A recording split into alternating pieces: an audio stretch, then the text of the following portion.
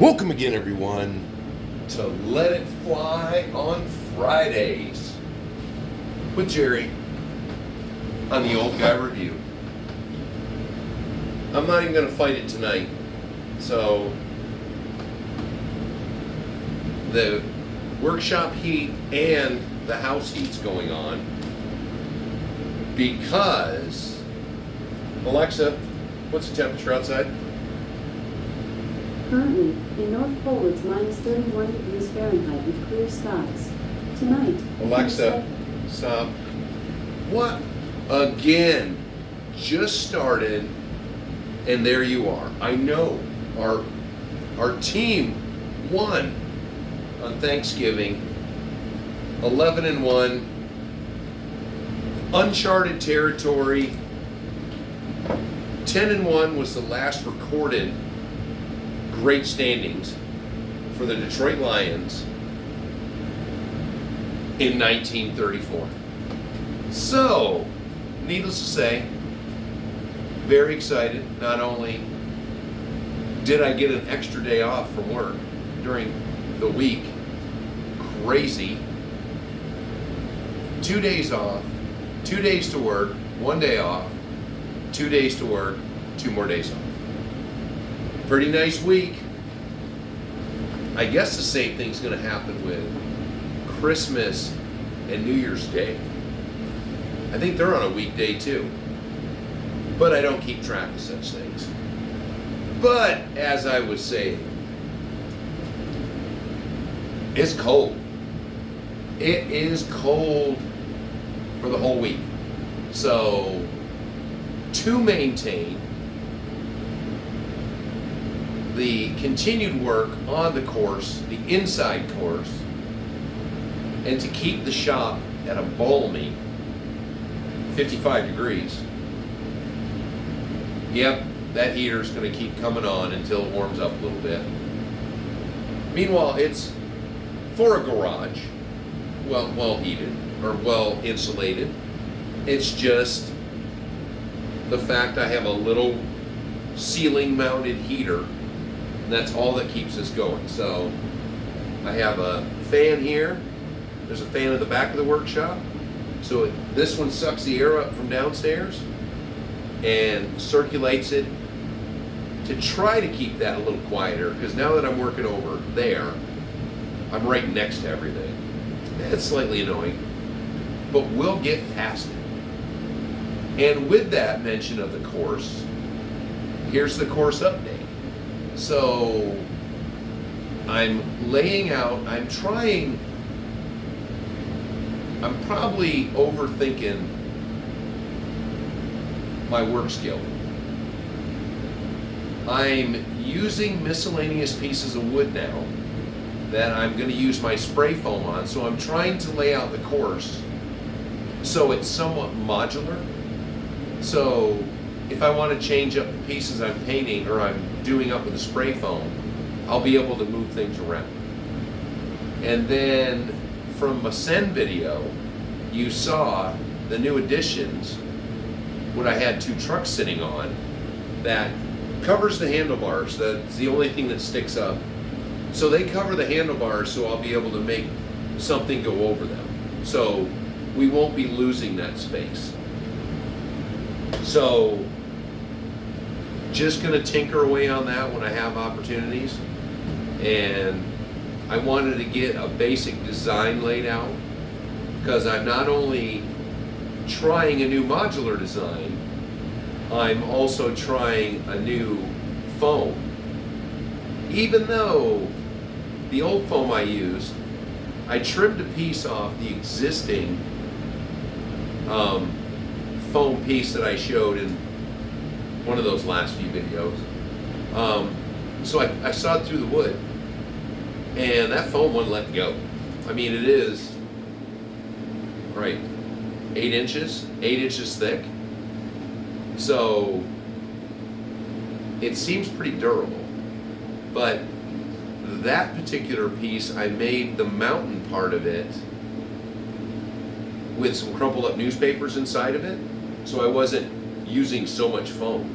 And man, from that cut piece I did, you can hardly see where that paper is. So that spray foam must have just went all up in the paper and crazy. So there's the update. We're going to continue to work on it. You know, I may, if we have some different table talk going on, I may use it again. And that's the joy. If everything's modular, I can just take it off the top, and then I have that whole wide open workbench. So let's get to the 2 snow running videos.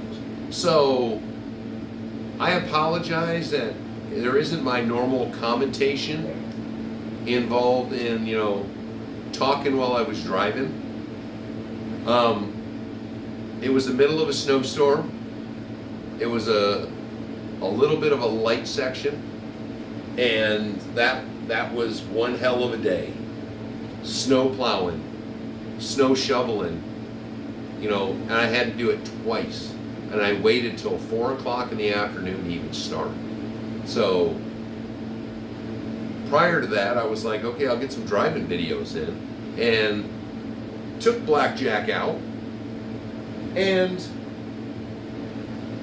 there are some comments that I'll still address the comments, but a lot of you guys don't drive in deep snow, or you have wet snow. My snow here is usually pretty puffy. So, like Blackjack, first deep snow he went into, basically the weight of the truck will compress that snow, and then the wheels are just spinning. So it doesn't matter, you know, how good the tires are. You know, if I put tire chains on them, they're not going to matter at that point because their tires are just spinning in the air. So that's where bigger tires come in for the snow runs. You can take a truck and just go forward and backwards over the same track, and I can make trails that way. And that was, you saw that in the tracks video where I got stuck and then I backed up almost the length of what I drove, and then I went forward again, and it sailed. I packed that stuck section down and it just went. I don't do that as much with the little 1.9 tires. They're just not going to, you know, creep and crawl through that snow. That's where these high-powered grippy ones are. If they got enough power and good enough tires, they're going to rip down and just push that snow out of the way. So unfortunately, that's the position I'm in. My snowblower broke a year and a half ago, and like a lazy ass, I didn't get it fixed this winter. So all those trails you're looking at, I'm doing those by hand. So basically, every time it snows, I get out there to try to maintain them.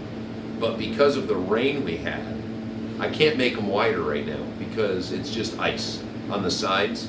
Because like a dumbass, I thought I was going to run through and push the slush out of the way, keep the trails open, and then come back and fix it. Well, then the temperature plummeted and it froze solid.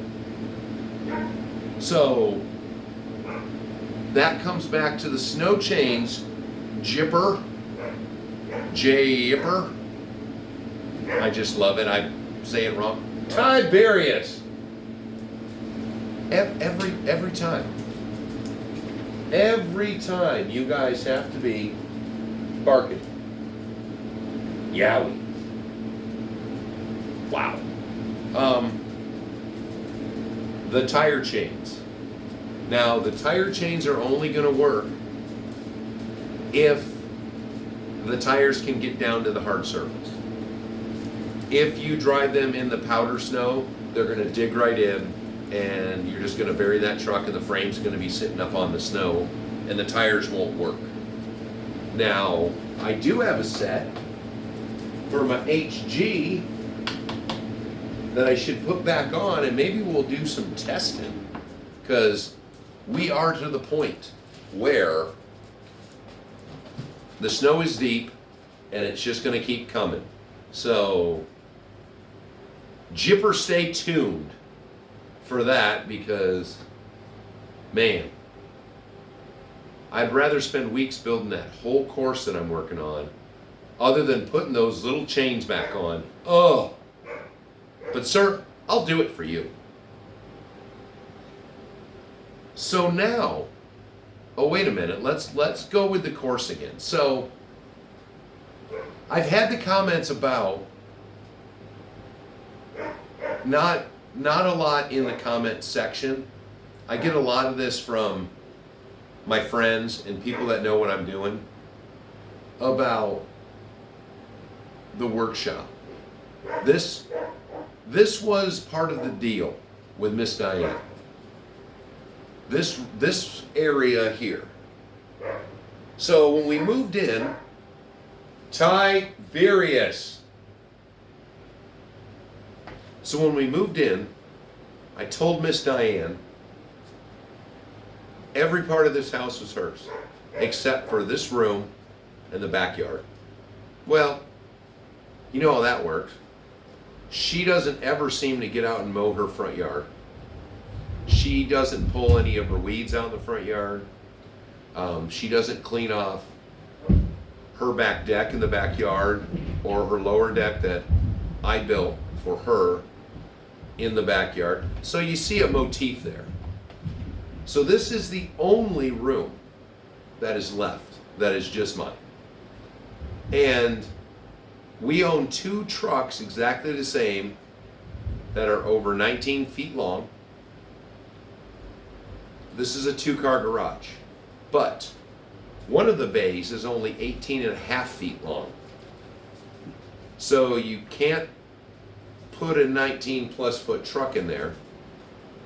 You could put an FJ Cruiser in there when we originally had it to try it, but now this side where I do the main section is 22 feet 7 inches. Yeah, I can bring a truck in here if we need to. And see, now that's that course. I take the one off of my 4-wheeler, back it out of the way, and we can bring a truck in here, say if we have some emergency wintertime days. But hasn't happened in quite a long time. So this room is inefficient to have to heat it all the time because of keeping one vehicle in there. So that is to you guys, but also the same thing I explained to my friends is, because they're all like, that's crazy. Well, I don't have a little car. We've got 2 big trucks. Can't put them in here. And I know, I'm sorry. This one is just a ramble, because I didn't have a ton of new stuff that went on this week. You know, Monday I spent working on the course, and I ended up not listening to a lot of RC related content.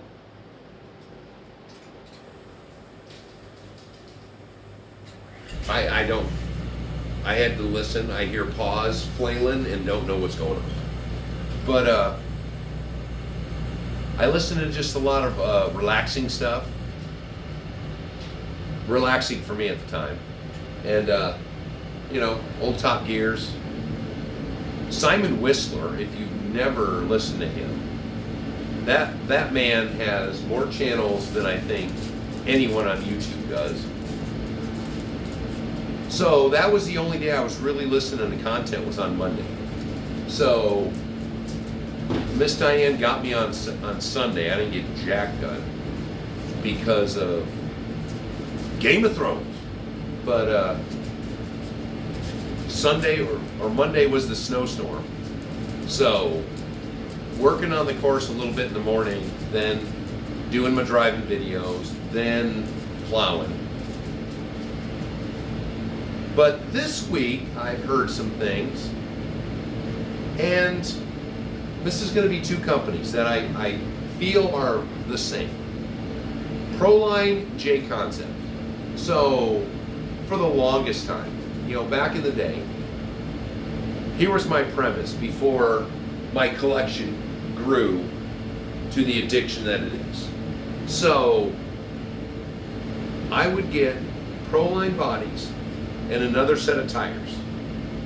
So I could take my truck, I could have one truck body, say the shocks were jacked, it sat up really high, one set of tires, it did one thing, go to the store, buy a Proline body and another set of wheels and tires, and have a different truck for that next week. And that was my jam, because I love paint and Lexan. Is it just me, or do all Proline bodies now always seem to be a bit out of spec? I used to recall, I don't know if it was just me, but their bodies were awesome, and they were like exactly the vehicle that you were getting, officially licensed. But now it looks like the bodies are weird dimensions compared to, say, the cab and the hood. Some of them, most of their Toyotas look right, but a lot of their Dodges and Chevys, I haven't seen a lot of their Fords lately, but it seems like their Chevys and their Dodges are always weird proportions. So let me know if I'm just crazy or not, because I've never expected perfection from J Concepts. I mentioned it in my Send video when I did a blinged out Slash. I got their Slash Raptor body, which was gorgeous. Dead on. Most of their trucks, in my opinion, look right. I mean, they make a lot of these weird tucked, and they're all imaginary. Maybe that's my thing. Traxxas bodies, unlicensed. I've always liked unlicensed bodies. These Vanquishes, I love where we kind of know what they are, but they're like retro new style. And let me see what else is up there. Yeah, then the Traxxas Sport, the front end looks like a Land Rover Invoke to me. Go look at the front end of a Land Rover Invoke, and then look at your TRX4 Sport. Well, we know Elements bodies. The Sendero is just a crazy, I still think it looks like a Dodge. The Trail Runner, we know what it is.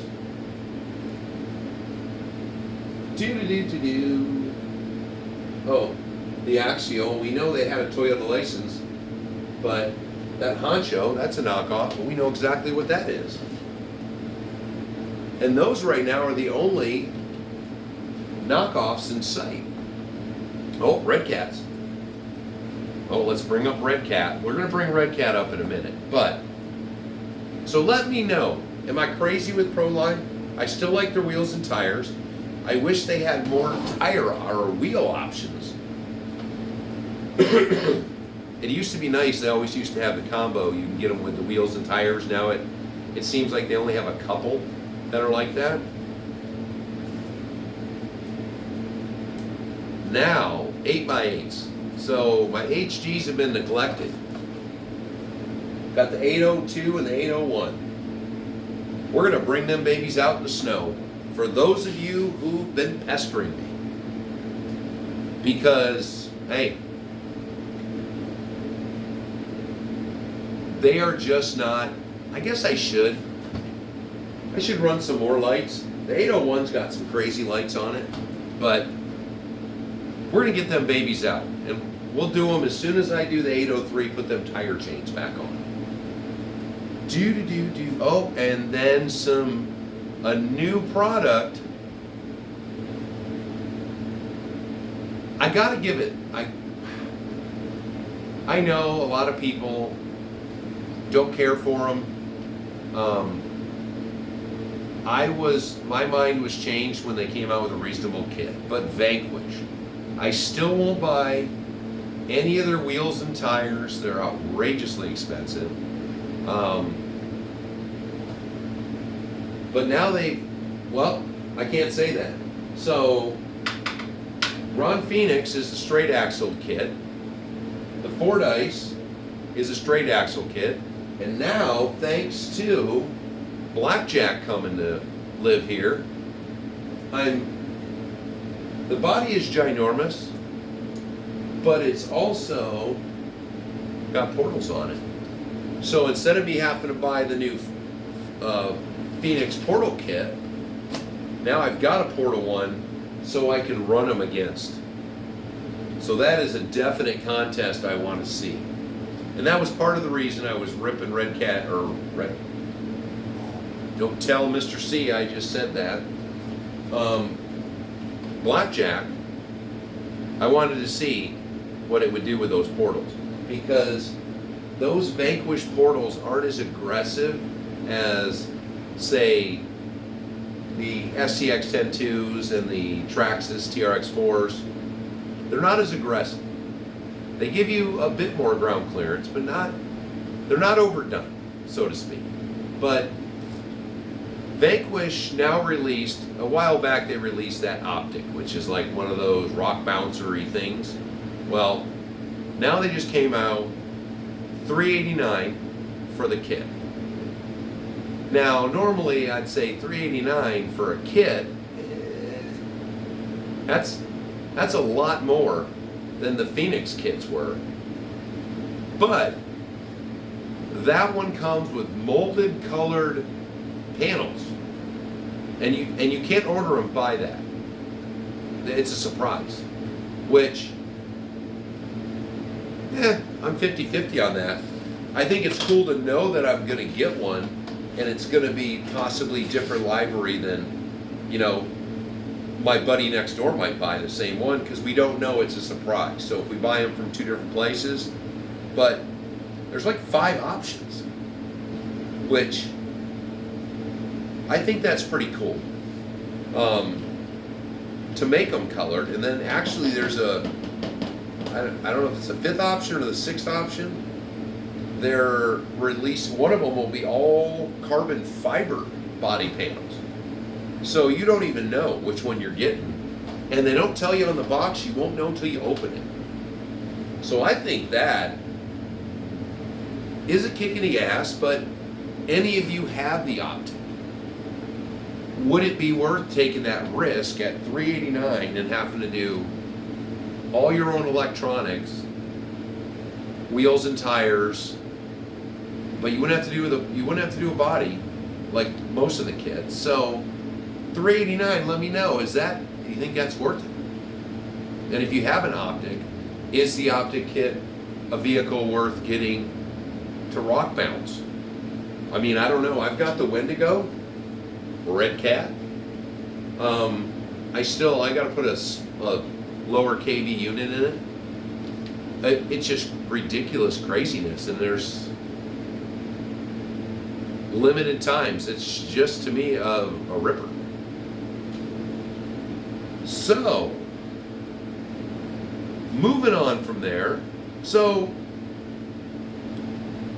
I have one new commenter this week. 133 comments this week. Only one of them was new, and that was Creeper RC. Again, with the amount of views from the videos, if you're watching, if you're listening, you don't normally comment, just comment. Comment, you'll get your name out, I'll give you a shout out. If you've got a channel and you watch my channel, shoot out that you've got a channel, and I'll go check it out and I'll put it on. We will get people to come check you out. And with people checking things out, Salty Steve, big thank you, went to my affiliate link and bought his dad a FMS Atlas. So it's getting close to Christmas. Doesn't cost you anything extra. I'm putting the link in all the video descriptions. Click on that link and it'll take you right over to FMS's website. The reason that I've used FMS, it does take longer than I like, but to get it shipped here, but a lot of times it's cheaper than I can get it from like A-Main. I've got my local hobby shop, but he carries mostly the small FMSs. You know, when he did get the Atlas in, I got the Atlas. If he would have gotten, he got the FC or the FCX10 in way after I got mine. So it was Thanksgiving. I have real beer now. So thanks, Salty Steve, for heading over there and using my link. It's good to see that I get traffic on there. Maybe FMS will like me. But on the last thing, if you've been sitting there the whole time saying, what in the hell is this? This is another bit of history. This is the Duratrax Cliff Climber. In the early beginnings of the rock crawler craze, Duratrax came out with this little thing. This is a 1/12 scale, which has full-size axles on it.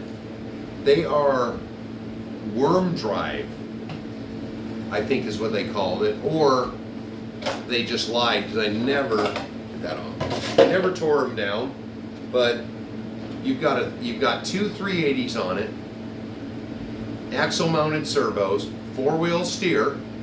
That's the way it came set up. Oh, I can't. It doesn't do both of them, but it had four-wheel steer. But these tires are ridiculous, and I instantly was not impressed with it. Went back to my full-size stuff, and I mean this for the day. Mid-2000s, middle 2000.